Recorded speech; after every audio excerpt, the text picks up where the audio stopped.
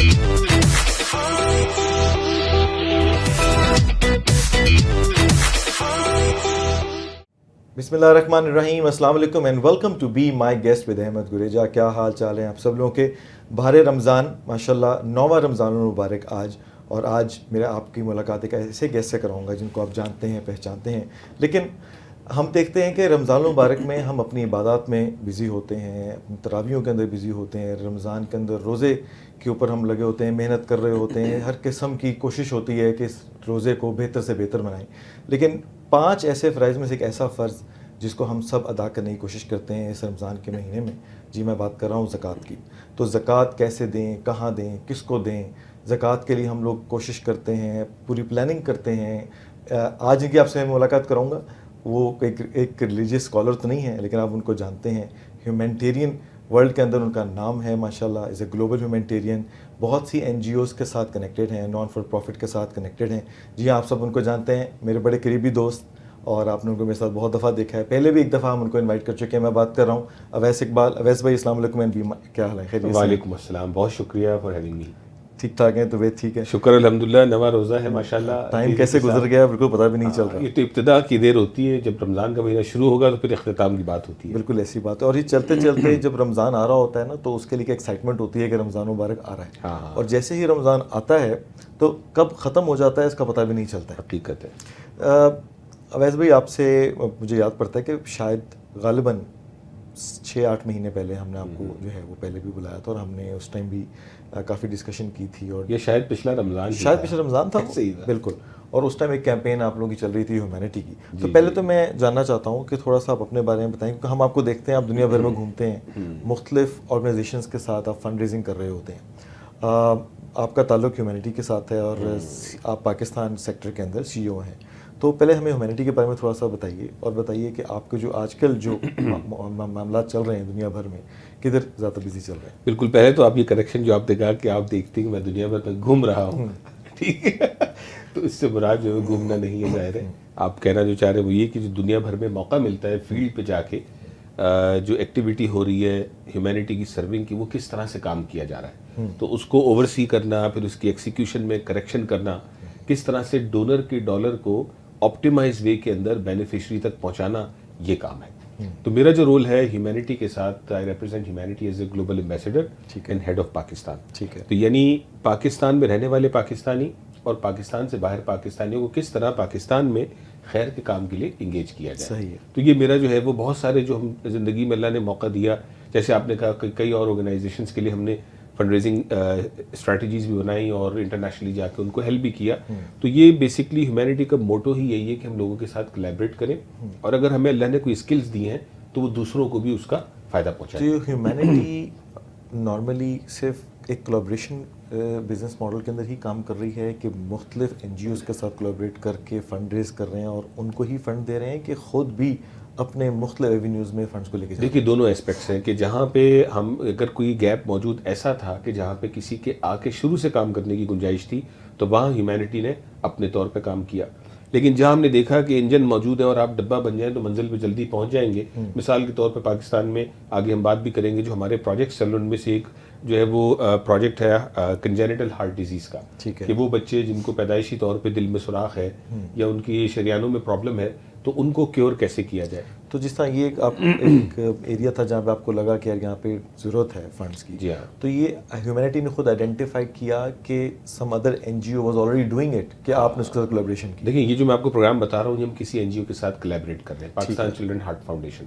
होता ये है कि जब आप किसी काम में थोड़ा सा आगे चलते हैं तो एक दरवाजे से दूसरा खुलता है, दूसरे से तीसरा खुलता है, करने आप कुछ और गए होते हैं, लेकिन अल्लाह आपसे काम फिर बाद में कुछ और भी ले रहा होता है। तो ह्यूमैनिटी की अगर हम बात करते हैं, because I want people to know more about humanity के, क्योंकि हम आपको जानते हैं और आप पाकिस्तानी कम्युनिटी के अंदर पेनिट्रेट करते हैं, तो वी नो कि ह्यूमैनिटी पाकिस्तान कम्युनिटी के लिए तो बहुत काम कर रही है। तो humanity is doing the similar work for other countries as well?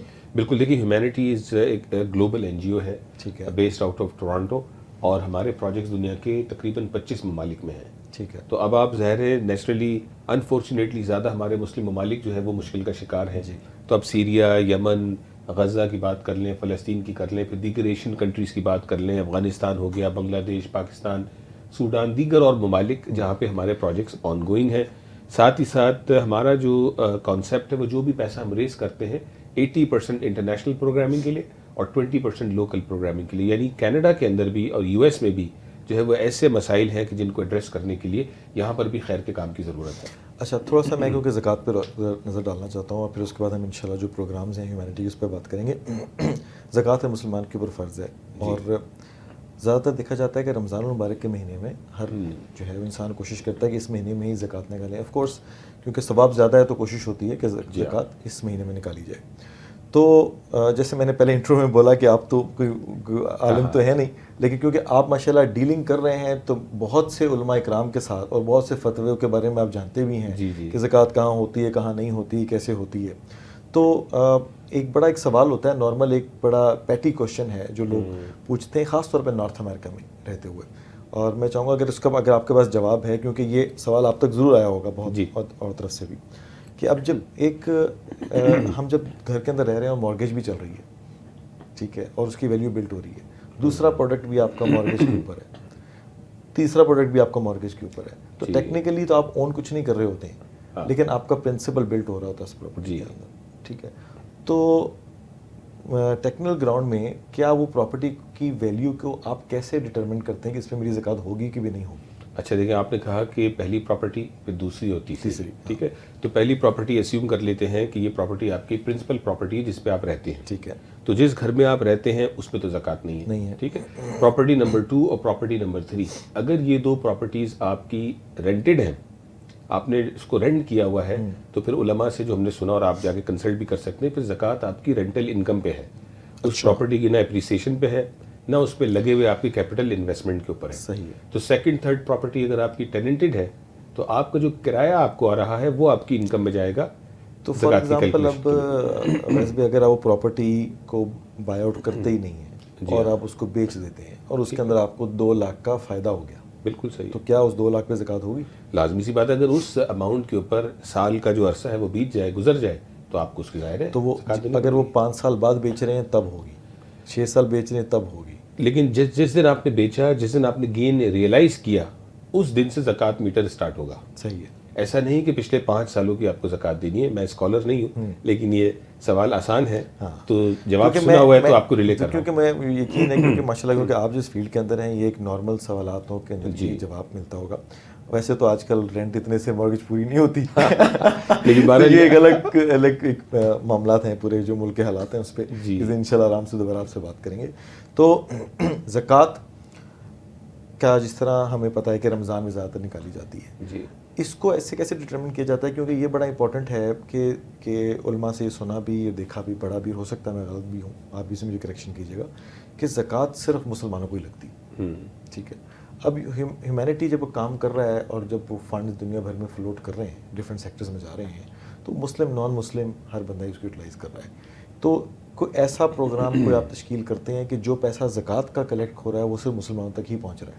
देखिए, उसमें तो लाजमी सी बात है, जो भी ज़कात के मसारिफ हैं कि जिन जिन जगह पे ज़कात लग सकती है शरई तौर पे, तो उसका तो एहतियात की जाती है। सही है। अच्छा, ह्यूमैनिटी का क्या है कि ज़कात एस्पेक्ट से जब आप हमारी वेबसाइट पे जाते हैं, डोनेट करते हैं, और अगर आपकी ये ज़कात मनी है तो उस पर हमारी 0% एडमिन फ़ी है। ये हमारी पब्लिश पॉलिसी है कि जो भी ज़कात दे रहा है तो हमारी कोशिश होती है कि किसी भी किस्म के एडमिनिस्ट्रेटिव मामले से कोई पैसा ना कटे और वो ज़कात $100 है तो 100 का 100 बेनिफिशरी तक पहुँचे। सही। अब होता क्या है कि मिसाल के तौर पे मुख्तलिफ प्रोग्राम, जैसे अभी मैंने आपको हार्ट डिजीज़ का जिक्र किया, या साफ़ पानी का है, या और इस तरह बहुत सारे हॉट मील्स के प्रोग्राम हैं, तो उसमें जो बेनिफिशरीज़ हैं उनको आइडेंटिफाई किया जाता है कि कौन कौन ज़कात एलिजिबल है, ताकि जो है वो जो जिम्मेदारी दी गई है वो जिम्मेदारी ज़कात एलिजिबल लोगों तक ही पहुंचाई जाए। तो उसका सिस्टम बना होता है, सिस्टम के तहत जो है वो डिस्पर्समेंट होती है। ठीक हो गया। तो थोड़ा सा बात करना चाहूँगा ह्यूमैनिटी के जो प्रोग्राम्स चल रहे हैं, और पिछले कुछ अरसे में हमने देखा है कि बहुत से कोलैबोरेशन आप लोगों ने की, उस पर कुछ चाहूँगा कि रोशनी डालें, और जो करंट जो प्रोग्राम चल रहा है करंटली जो इस टाइम, मुझे याद पड़ता है आपने कोई 1 मील अ डे या समथिंग लाइक दैट कोई आपका एक निकला था, तो उस पर मुझे बताएंगे क्या? जी, चूँकि देखिए बात है माह मुबारक में, रमज़ान शरीफ में बैठे हैं, तो रमज़ान शरीफ में सबसे अहम चीज़ जो है वो जिसका एहसास मुझे और आपको होता है रोज़ा रखने से, वो भूख का। जी। पिछले दिनों मेरी वाइफ ने मुझसे पूछा कि क्या आज भूख लग रही है, तो मैंने जवाब दिया, मैंने कहा कि भूख तो उसको लगनी चाहिए कि जिसको रोज़ा खुलने पे कुछ मैसर ना हो।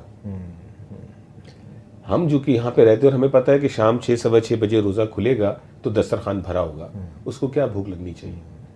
हकीकत तो ये है सही ना। बात है। तो रोज़े में सबसे बड़ा एहसास जो है वो इसी नेमत का है कि अल्लाह तबारक व तआला ने हमें इन चीज़ों से नवाजा है। तो वो लोग जिनके पास खाने को, सहरी रखने को और इफ्तारी के लिए नहीं है, तो उसके लिए ज़ाहिर है हर चैरिटी चाहती है कि जहाँ पे वो गरीब आवाम को ढूंढ सके वहाँ तक जो है वो कुक्ड मील, हॉट मील पहुँचा सके ताकि वो लोग जो राहगीर हैं, जो मुसाफिर हैं, जो नहीं अफोर्ड कर सकते, उन तक ये काम किया जाए। तो ह्यूमैनिटी का प्रोग्राम भी है, दुनिया भर में हो रहा है, लेकिन पाकिस्तान की अगर हम ख़ास बात करें तो इस माह मुबारक में हम 50,000 मील्स जो है वो अल्हम्दुलिल्लाह डिस्ट्रीब्यूट कर रहे हैं सहरी में और इफ्तारी में। और जो मील की कॉस्ट है वो अराउंड $2 एक मील की कॉस्ट है। जैसे अगर इफ्तारी है तो इफ्तारी में इफ्तारी के लवाजमात हैं, फिर खाना है, सालन है, तो रोटी है, तो वो जो है हम गरीबों तक पहुँचाने की कोशिश कर रहे हैं। थोड़ी सी लेंगे एक ब्रेक और वापस यहीं से स्टार्ट करेंगे। अवैस भाई ये कैमरा है, ठीक है, प्रोग्राम होस्ट तो मैं कर रहा हूँ, लेकिन आप जाने पहचाने होस्ट हैं। बिल्कुल ठीक है। ब्रेक आप लेंगे। ले जी दोस्तों, आज नवा रमज़ान मुबारक है और अशरा रहमत का एक रोज़ा बाकी है। अल्लाह तबारक व तआला से दुआ करते हैं कि हम सब पे अल्लाह तबारक व तआला की रहमतें नाजिल हों। एक मुख्तसर सी ब्रेक लेते हैं और ब्रेक के बाद इस गुफ्तगू को जारी रखते हैं।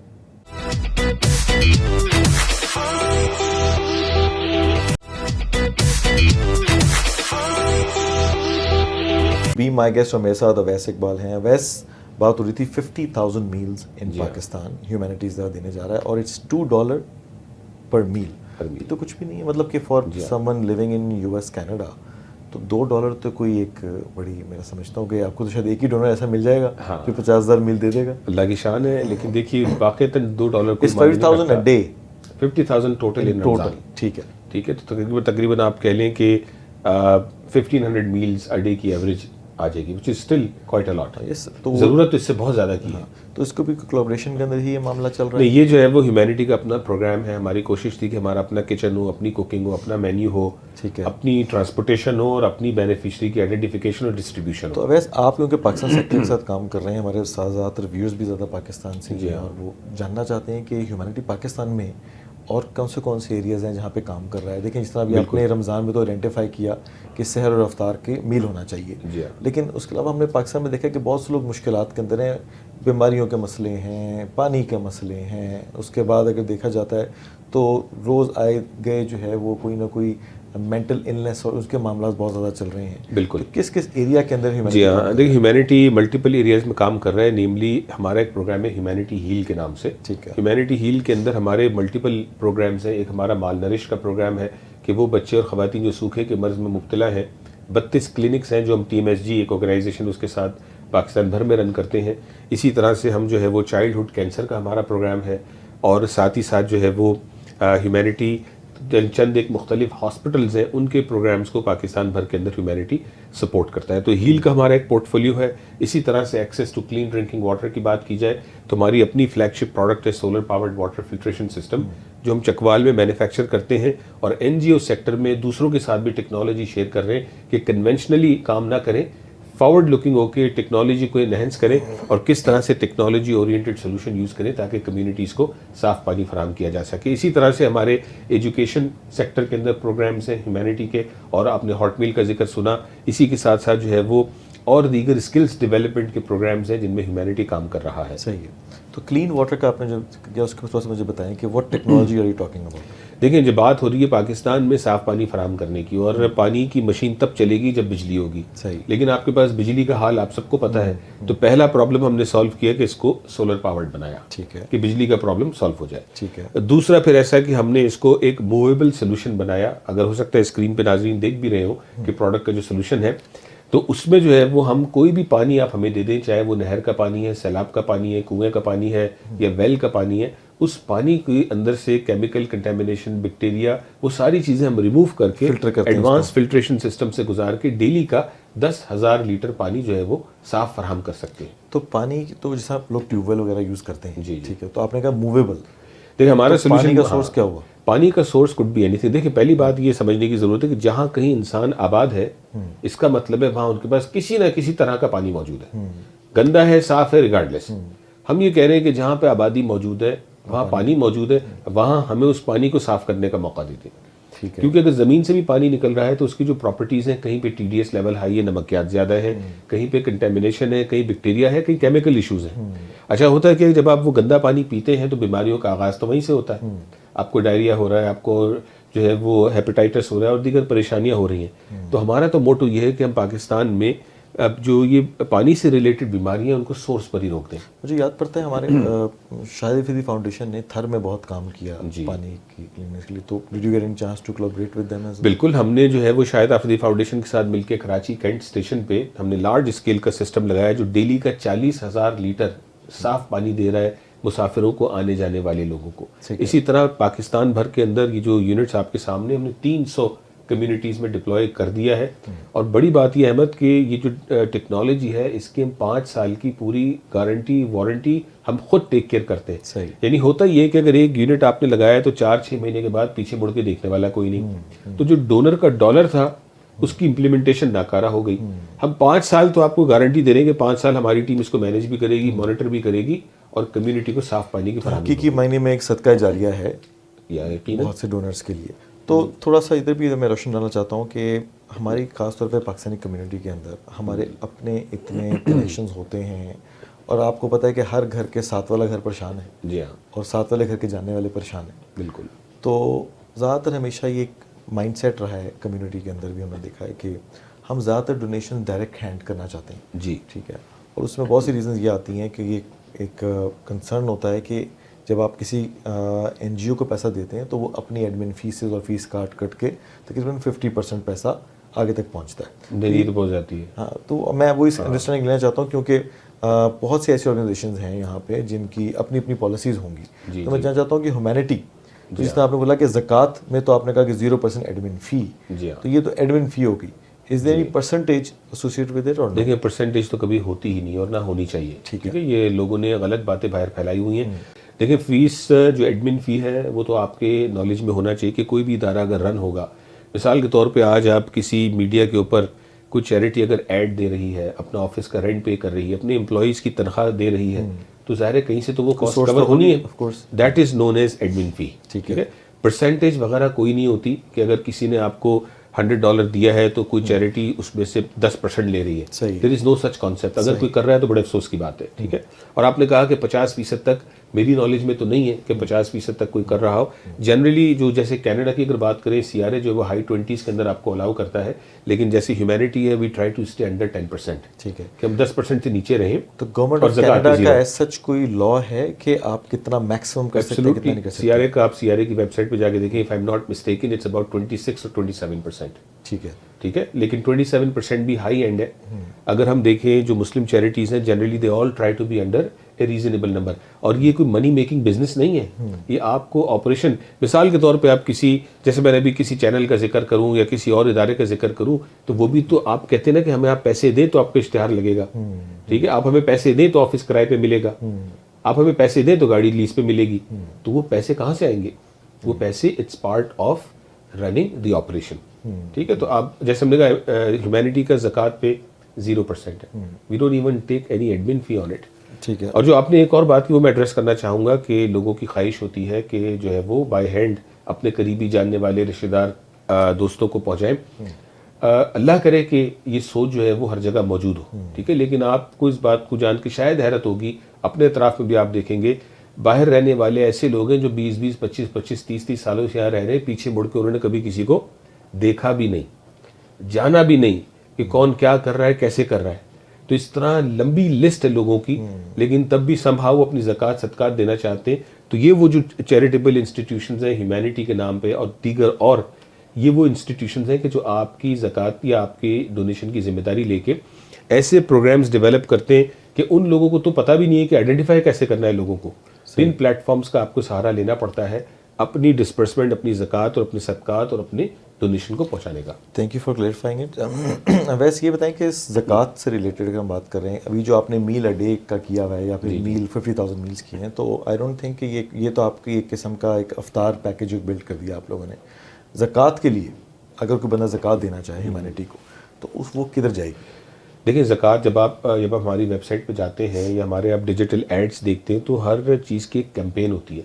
मिसाल के तौर पे अगर आपकी नज़र से कैंपेन गुजरी साफ़ पानी की, आपकी नज़र से कैंपेन गुजरी हार्ट डिजीज़ की, सही। या इस तरह के किसी भी और हवाले से कैंपेन गुजरी, जब आप उसको क्लिक करते हैं या वेबसाइट पे जाते हैं तो वहाँ आप बेसिकली अपनी ज़कात दे रहे हैं उस पर्टिकुलर कैंपेन को, सही, उस सही, पर्टिकुलर सही, इनिशिएटिव को। सही। उस पर भी हम कोशिश ये करते हैं कि आपके पास ऑप्शन होता है कि आप अपनी डोनेट कर दें, let us decide where it's needed most, ताकि फिर हमें आपने जिम्मेदार बना दिया, हम फिर वो जिम्मेदारी लेकर डिसाइड करते हैं आपके बिहाफ पे कि यार इस चीज़ की ज़रूरत यहाँ पे है या इस प्रोजेक्ट में है, इस कंट्री में है या इस जगह के ऊपर है। तो इस प्रोग्राम में काफ़ी लोग भी देख रहे होंगे, यूट्यूब के ऊपर भी लाइव चल रहा होता है, तो मैं चाहूँगा कि अगर कोई लोग डोनेट करना चाहते हैं तो डायरेक्टली कहाँ पे जाएं? ह्यूमैनिटी, wearehumanity.org, wearehumanity.org, ये नीचे स्क्रीन में भी आ रहा होगा, wearehumanity.org, आप यहाँ जाके डोनेट कर सकते हैं। ठीक है अवैस, एक लास्ट क्वेश्चन जानना चाहूँगा मैं थोड़ा सा। कम्युनिटी के अंदर आप बहुत पेनिट्रेट करते हैं यहाँ पे और बहुत से हल्का आपके साथ उठते बैठते हैं, हाउ डू यू सी कि compare to Pakistan other communities, how generous is the Pakistani community? देखिए पाकिस्तानी कम्युनिटी दुनिया भर में मोस्ट जनरस शुमार होती है, मैं आपको बात बता दूं। और उसकी आपको अगर मिसाल देखनी है तो जितने बड़े बड़े चैरिटेबल इंस्टीट्यूशंस होंगे सबके जो है वो स्पेशल प्रोजेक्ट्स होंगे पाकिस्तान के अंदर। क्योंकि पाकिस्तानी जो पाकिस्तान से बाहर रहता है उसका पहला इंटरेस्ट है कि अपने मुल्क को दे। गो कि हमें पता है दीगर और ममालिक में चैलेंजेस हैं, हम देते हैं, लेकिन पाकिस्तानी की पहली ख्वाहिश होती है कि मेरा पैसा या मेरी डोनेशन पाकिस्तान में पाकिस्तानियों पे लगे। सही बात। तो पाकिस्तानी ज़कात तो अपनी जगह पे है, लेकिन ज़कात से हटके भी अपने इलाके का, अपने मुल्क का, अपने रिश्तेदारों का जो है वो कुछ ना कुछ वो करते रहना चाहता है। एक कुछ अर्सा पहले ना मैं एक आर्टिकल भी पढ़ रहा था, गलबन तकरीबन 3 महीने पहले, तो जो टॉप 10 चैरिटेबल नेशंस की बात हो रही थी उसके अंदर सेकंड नंबर पे पाकिस्तान था। तो बड़े कर्म की बात है ना ये। तो मतलब डोनेशन देने में तो माशाल्लाह हम पाकिस्तानी जो हैं वो पीछे नहीं रहते हैं। और देखिए मैं एक बात बता दूं, जाते जाते जो पाकिस्तान में बहुत सारे इदारे ज़बरदस्त काम कर रहे हैं, आपको ये जान के भी हैरत होगी कि उनके जो बजट है ना उनमें से 70 से 80% पाकिस्तान अपनी मदद आप कर रहा है। ये जो ओवरसीज़ पाकिस्तानी अगर सोचता है कि हमारी वजह से ये हो रहा है, नहीं, हम तो 5, 10, 15% उसका हिस्सा है। सही बात है। तो पाकिस्तान जितनी मुश्किलात से गुजर रहा है उतनी मुश्किलात के बावजूद वहाँ के लोग अपनी मदद, आप एक दूसरे की मदद के लिए तैयार हैं। देखिए ये तो है कि अल्हम्दुलिल्लाह जितने पाकिस्तानियों से मैं मिलता हूँ, जानता हूँ कि जब सदक़े और ज़कात की बात आती है, खैरात की बात आती है तो बढ़ चढ़ के वो हिस्सा लेते हैं। बहुत सी आपने जो फंड रेजिंग आप भी देखते हैं कम्युनिटी की होती है, जो टारगेट लेके जाते हैं उसमें आप उसको पूरा करके निकलते हैं। बिल्कुल। आप कुछ अरसे में आपने यूएस भी काफ़ी मूविंग की और गालिबन एक दो ऑर्गेनाइजेशन के साथ आपने मिलकर वहाँ पे कोलैबोरेशन में भी काफ़ी फंड रेज किया। तो जैसे आपको नज़र आ रहा है कि हालात अमेरिका और कनाडा के मामला चल रहे हैं, हाउ डू यू सी कि कनाडा में जो कम्युनिटी है हमने देखा है कि वो स्कैटर्ड है, छोटे छोटे एरियाज़ में 10,000, 15,000, 20,000, 30,000 पाकिस्तानी है। वेयरएज़ कि टोरंटो के अंदर अगर हम सिर्फ जीटीए की बात करते हैं तो यहाँ एक बड़ी अमाउंट के अंदर पाकिस्तानी एक साथ बसते हैं। तो कैसा आपको रुझान नज़र आता है कि पाकिस्तानी जो वहाँ पे डिफरेंट एरियाज़ में हैं वो कैसे बढ़ चढ़ के हिस्सा लेते हैं? देखिए America is completely different ball game. कि अमेरिका में शायद लोग कनाडा में रहने वाले लोगों से ज़्यादा पुराने रह रहे हैं, ज़्यादा इस्टेब्लिश्ड हैं, मोर प्रोफेशनल हैं। तो वहाँ पे हमेशा आपको जो डोनेशन अमाउंट है या लोगों की पार्टिसिपेशन है वो बहुत ज़्यादा नज़र आती है। सही, ठीक है। और कनाडा के हवाले से देखा जाए तो अभी भी लगता है कि कैनेडियंस जो पाकिस्तानी हैं वो स्ट्रगलिंग मोड से भी गुजर रहे हैं, और चूँकि मार्केट भी छोटी है और बहुत सारे चैरिटेबल इंस्टीट्यूशंस जो है वो यूके से भी, दीगर और ममालिक से कनाडा आए हैं, जो हम हर एक को वेलकम करते हैं। तो यहाँ का एक अपना माहौल है हर लिहाज से, कारोबार के लिहाज से भी, चैरिटी सेक्टर के लिहाज से भी। तो अगर उसको देखा जाए तो, लेकिन मैं तो ये कहता हूँ अहमद, जब भी हम किसी कॉज को लेके स्टेज पे जाते हैं, लोगों तक पैगाम पहुँचाते हैं, लोगों की आवाज़ बनते हैं, हमारा तो सिर्फ हमें अल्लाह ने इक्विप किया होता है कि लोगों तक पैगाम पहुँचा दें। रिजल्ट भी अल्लाह तबारक व तआला के हाथ में होता है कि वो जिसको चुनता है, जहाँ चुनता है, जितना चुनता है, जैसा चुनता है, वो उस कॉल पे लब्बैक कहता है और उसको उसका सवाब मिल जाता है। सही। ये तो रब की शान है। बाज़ औक़ात आप अमेरिका में बैठे हो और रिजल्ट ना मिले, और बाज़ औक़ात आप जो है वो टोरंटो में बैठे हो और ट्रिपल रिजल्ट आपको सही बात है। अल्लाह ताला किसके दिल में कब कहाँ कैसे डालता है। बिल्कुल। Thank you very much Awais for being part of being my guest. तो आपकी मुलाकात मैंने आज कराई अवैस इकबाल के साथ, very well known renowned humanitarian, मुख्तलिफ एरियाज़ में जाके काम करते हैं। जब मैंने शुरू में इंट्रो में बोला कि दुनिया भर में घूमते हैं, तो खैर के काम के लिए घूमते हैं और कोशिश होती है कि हमारा मैसेज लोगों तक और हमारा पैसा लोगों तक सही तरीके से पहुंचे। यही एक मैं समझता हूं कि एक क्रेडिबल बात है। और वंस अगेन wearehumanity.org पे आप जाइए, जाके वहाँ पे ह्यूमैनिटी को डोनेट कीजिए फॉर दिस रमज़ान एंड अपनी ज़कात के लिए। Thank you very much. देखती रहिए be my guest with Ahmad Gureja only on ARY news.